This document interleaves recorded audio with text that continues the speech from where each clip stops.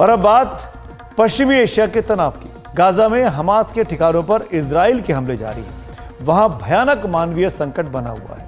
इस सबके बीच कई घटनाएं हालात को और गंभीर बना रही हैं।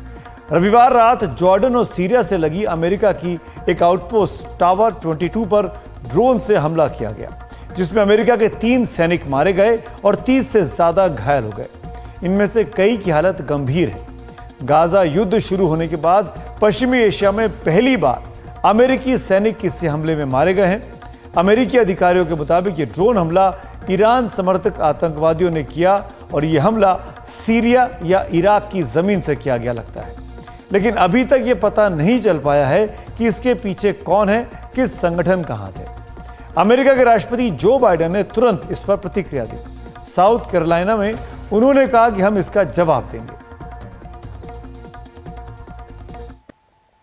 I want to point out that we had a tough day last night in the Middle East.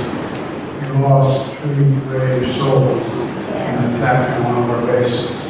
And I'd ask you to hold the silence for all 3 of those fallen soldiers. Jeez.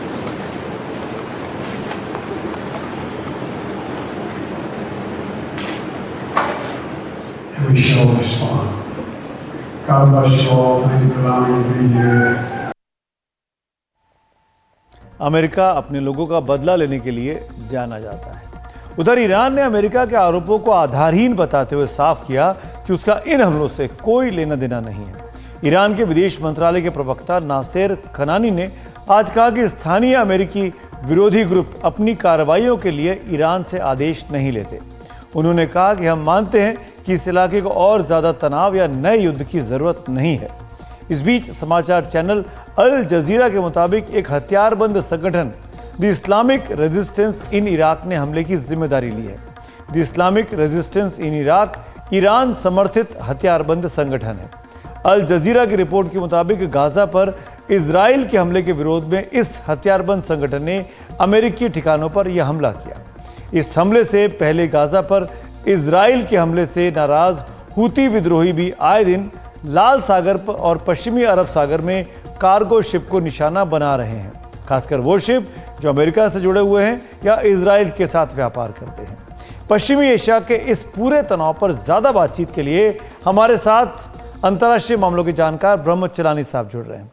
ब्रह्म साहब, मेरा पहला सवाल आपसे यही है, America पर इस हमले के पीछे कौन हो सकता है और उसकी क्या रणनीति होगी?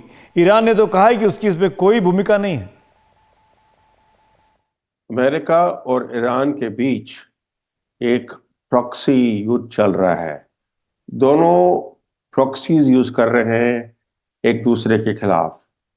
हुतीज हो यमन में या मिलिशियाज हो सीरिया में, ये ईरान के प्रॉक्सीज हैं। तो ये जो अटैक हुआ अमेरिकन ट्रूप्स पर, ये रिटेलिएशन हुआ ईरानियन प्रॉक्सीज के तरफ से, क्योंकि अमेरिका ने कई अटैक्स किए हैं हुटीज पर, सीरिया के जो प्रो इराकी मिलिशिया ग्रुप्स हैं उन पर। तो उन अटैक्स के रिस्पॉन्स पर ये अटैक हुआ अमेरिकन बेस पर। अब अगर अमेरिका दोबारा रिटेलिएशन करता है तो उससे क्या होगा कि ये जो युद्ध चल रहा है इजराइल का गाजा में, इस युद्ध का बढ़ना, फैलना, वो उसका जो रिस्क है वो बढ़ जाएगा।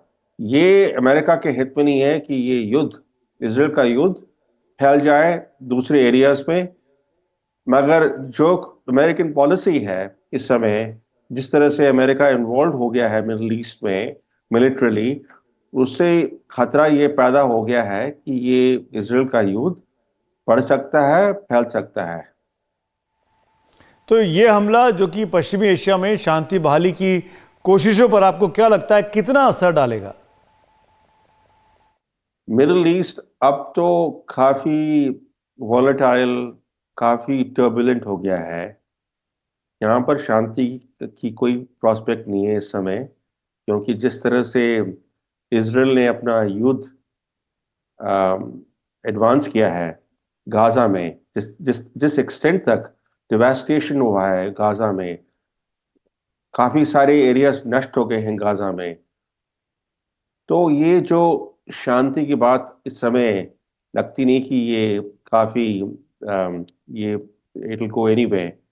मगर जो बड़ी बात ये है कि इस समय दो युद्ध चल रहे हैं, एक यूक्रेन में और एक इजराइल का युद्ध गाजा में।